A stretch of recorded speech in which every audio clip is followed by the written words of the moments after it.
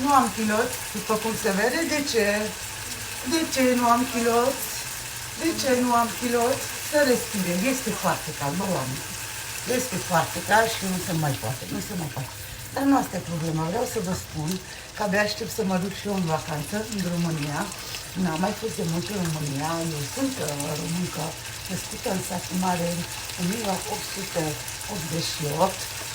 Atunci m-am născut eu și am plecat la vârsta de 16 ani de acolo și abia aștept să mă duc în vacanță la Botoșani să vizitez și eu Castelul de Dracula. Abia aștept! Să după avem să vedem și noi Castelul Dracula. Știu puțină istorie, știu că acest Vladimir Putin a fost printre istoria noastră a României. Acest om, pe vremea de când a ieșit Domnul Iisus Hristos pe pământ, a coborât pe pământ și vine de o dată pe săptămână, o dată pe an, coboară tot timpul o dată pe an, vine de sărbători. Pe vremea aia a fost Vladimir Putin, el care